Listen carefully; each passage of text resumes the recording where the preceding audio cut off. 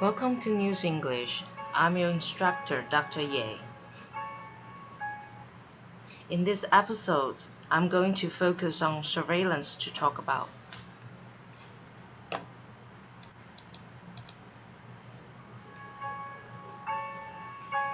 Welcome to News English. I'm your instructor, Dr. Ye.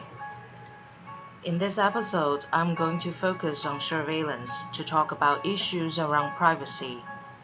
Also, I will introduce WikiLeaks to you. This outline indicates contents for this episode to help you understand the focal topic.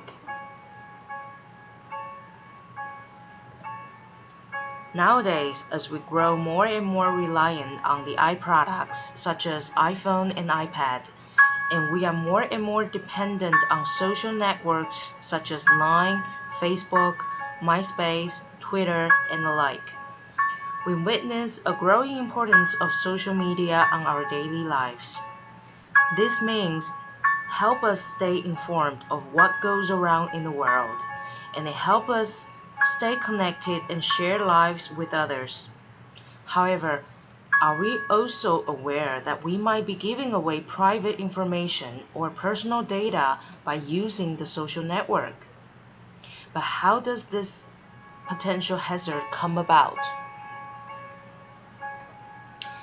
Let's first understand the concept called surveillance as our entry to the subject matter.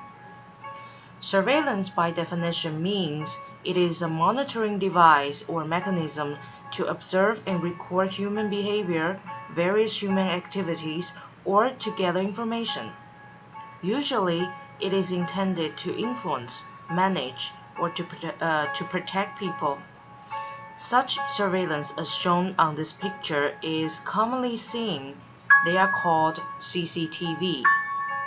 However, surveillance does not exist only in CCTV because when you log on to any social media, its system can collect or intercept your personal data and pass it on for alternative use. It is also likely that social networks and analysis enables governments to gather information about a social media user's friends, family, and other contacts. Since much of this information is voluntarily made public by the users themselves, it is often considered a form of open space intelligence.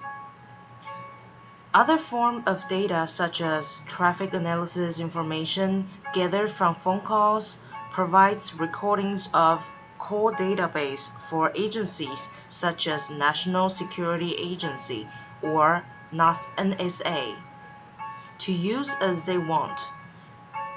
These social networks can extract useful information such as personal interests, friendships and affiliations, preferences, beliefs, thoughts, and activities for commercial purposes, various analysis, or even for criminal use. These problems boil down to the question, how safe is your privacy? Quoting from a famous slogan from George Orwell's 1984, Big Brother is watching. Today, Big Brother becomes a famous expression referring to all the surveilling devices. This is also an alert that a human being's privacy is compromised. However, what we as a human being should do is to put organizations such as governments and big international corporations under surveillance. Here, I'm going to introduce the world-renowned NGO called WikiLeaks. It is a website and it is initiated in 2006 in Iceland.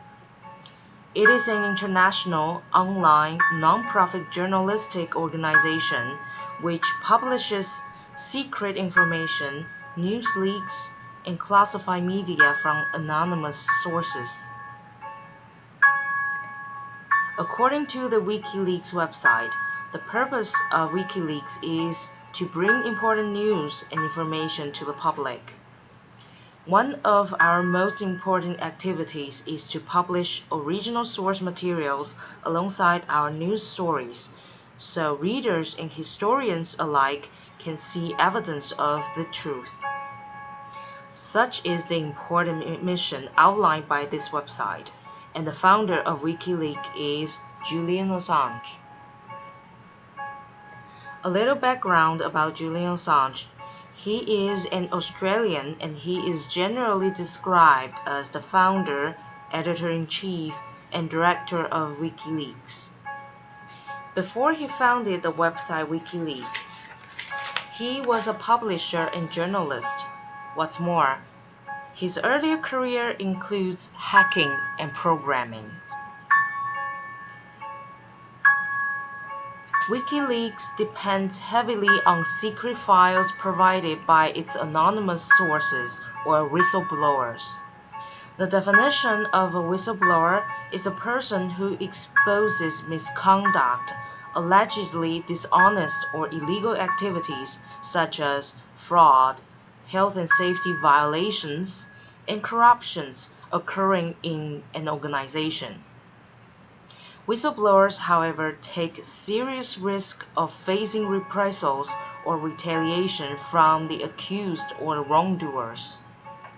Therefore, another important mission of WikiLeaks is to protect journalists and whistleblowers from being prosecuted for leaking sensitive or classified documents. For example, Edward Snowden is a whistleblower.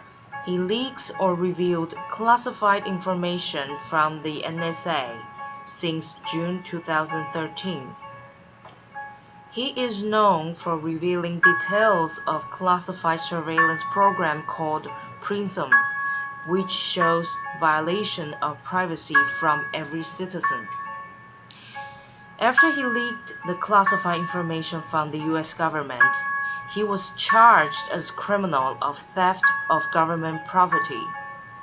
Therefore, he sought protection from the Russian government, and he is now an asylum in Russia.